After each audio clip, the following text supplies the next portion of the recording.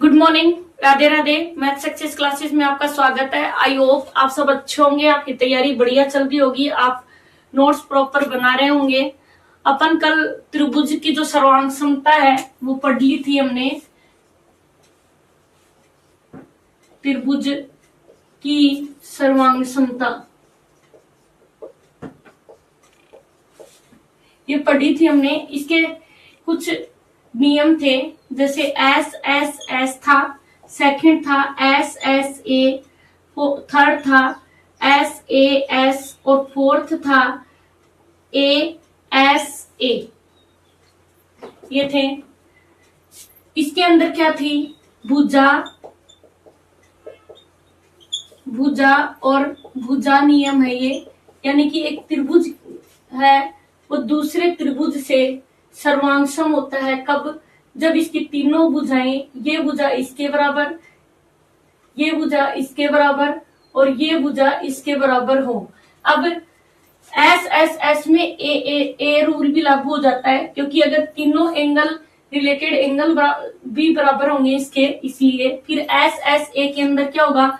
दो भुजाएं और ये भुजा बराबर है। मान लिया ये और ये भुजा बराबर है, तो एस एस ए लास्ट में आ रहा है। इसका मतलब इनके बीच का एंगल ना होके कोई भी एक एंगल क्या होगा? बराबर होगा। फिर एस एस इसमें होगा इनके बीच का एंगल, और ए एस ए में क्या होगा? दो एंगल बराबर होंगे और उनकी बीच की भुजा क्या होगी? बराबर होगी। आज हम सर्वांग समता से आगे समरूपता के बारे में बात करेंगे। सर्वांग समता क्या था? सभी प्रकार से समान हो, सभी प्रकार से समान हो। सर्वांग समता का ये मीन था। फिर बात आती है समरूपता। समरूपता के अंदर होता है कि रूप में समान हो, रूप में समान हो। ये सर्वांग समता और समरूपता में डिफरेंस होता है। अब जैसे सर्वांग समता है और एक है समरूपता। इसके अंदर था समान त्रिज्या के, समान त्रिज्या के वृत्त क्या होंगे? सर्वांगसम होंगे। इसमें सभी वृत्त, इसमें सभी वृत्त क्या होंगे? समरूप। क्योंकि वृत्त है, रूप सेम है, इसका मतलब क्या होंगे? वो समरूप होंगे। और समान भुजा वाले वर्ग, समान भुजा वाले वर्ग क्या होंगे? सर्वांगसम होंगे। इसमें सभी वर्ग क्या होंगे? सर्वांगसम। सभी वर्ग सर्वांगसम होंगे। और समबाहु त्रिभुज, समबाहु त्रिभुज जिनका क्षेत्रफल या जिनकी भुजा समान हो। यानी कि एक त्रिभुज है, इसकी भुजा 2 है, समबाहु है, तो सारी 2 सेंटीमीटर है, तो दूसरे की भी कितनी होनी चाहिए? 2 सेंटीमीटर होनी चाहिए। लेकिन इसमें सभी समबाहु त्रिभुज क्या होंगे? समरूप होंगे। सभी समबाहु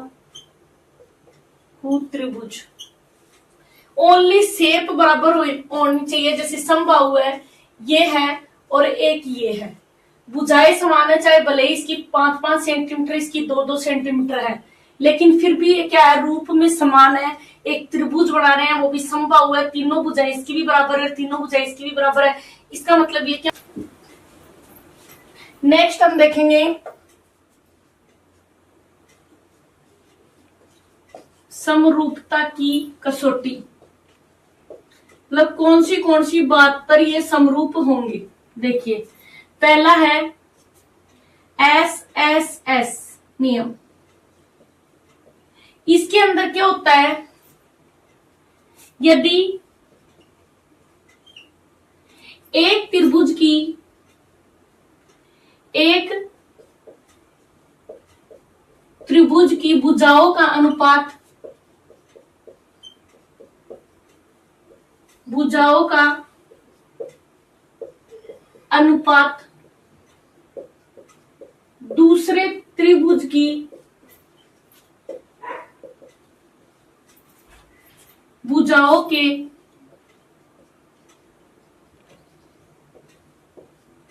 अनुपात के बराबर हो,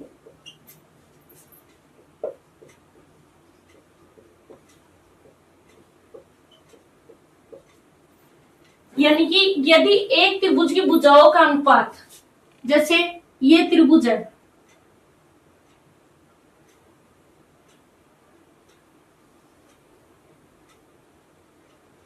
ये 2 सेंटीमीटर, ये 3 सेंटीमीटर और ये 4 सेंटीमीटर है।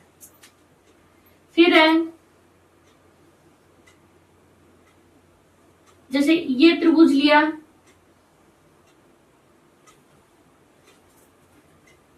ये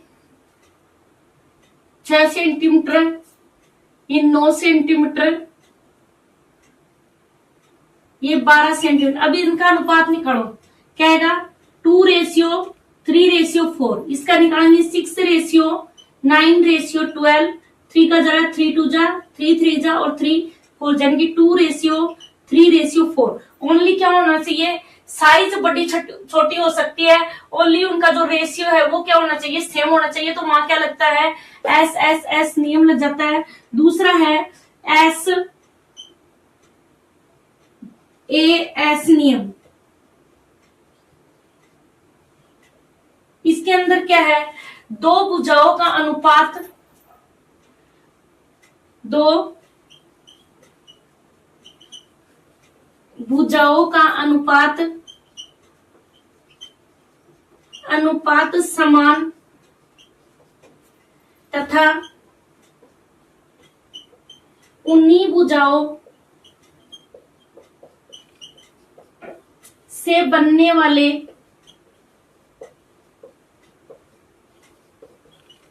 कोण समान हो। इसके अंदर क्या होता है कि जैसे दो भुजाएं हैं, ये और एक ये भुजा, ये मान लिया 4 सेंटीमीटर है और ये 5 सेंटीमीटर है। इसके बीच का एंगल है ये 50 डिग्री है। नेक्स्ट है ये मान लिया 12 सेंटीमीटर है, ये 15 सेंटीमीटर है और ये एंगल कितना है? 50 डिग्री है। ये एंगल 50 डिग्री है। देखो इसका रेशियो कितना है? 4:5। इसका 12:15 यानी कि 4:5 ही है इसका रेशियो। तो भुजाओं का तो अनुपात क्या है? समान। और इनके बीच का एंगल क्या है? समान होना चाहिए, तभी क्या होंगे? ये समरूप हो जाएंगे एस नियम से। नेक्स्ट है नंबर 3 है अपना ए नियम। इसके अंदर क्या होता है? दो कोण तथा एक भुजा कौन सी? अंतर्गत भुजा समान हो। जैसे ये वाला है, ये कोण मान लिया 45 डिग्री, ये 2 है और ये कोण मान लिया 37 डिग्री। ऐसे ये भी क्या होगा? 37 डिग्री, ये 45 डिग्री, ये 2 सेंटीमीटर और ये भी 2 सेंटीमीटर। यानी कि इस नियम के अंदर ऐसे जो नियम है उसके अंदर समरूपता और सर्वांग समता दोनों क्या होती है? सेम होती है।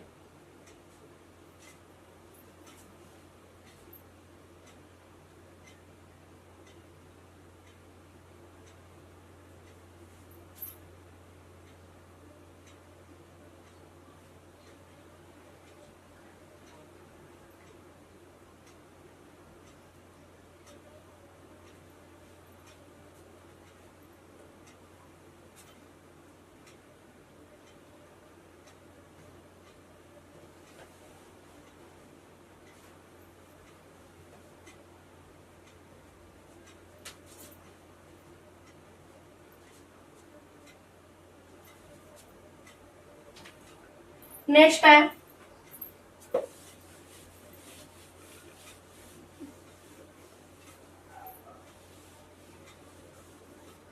नेक्स्ट नियम है नंबर 4, RHS। क्या है इसका फुल नेम? समकोण कर्ण भुजा नियम। इसमें क्या बोलता है? एक समकोण त्रिभुज, एक समकोण त्रिभुज के कर्ण तथा भुजा का वही अनुपात हो, वही अनुपात हो जो दूसरे समकोण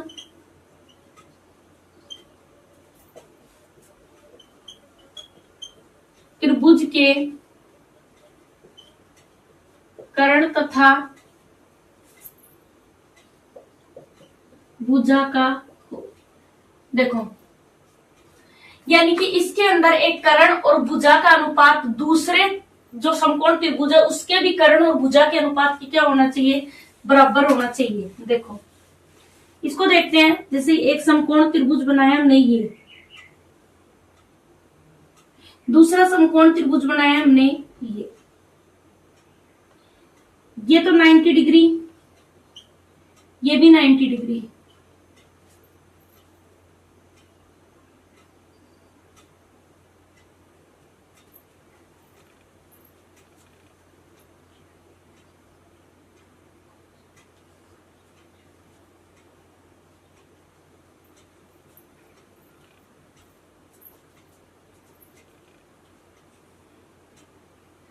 ये 8 सेंटीमीटर, ये 6 सेंटीमीटर और ये 10 सेंटीमीटर। फिर ये 4 सेंटीमीटर, ये 3 सेंटीमीटर और ये 5।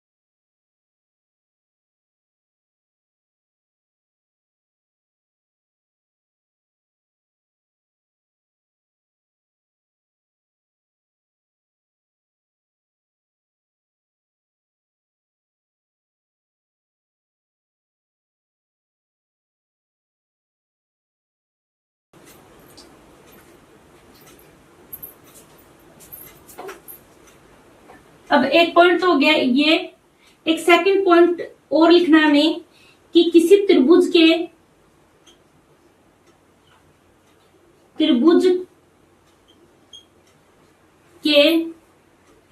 तीनों कोणों के अर्धक किसी बिंदु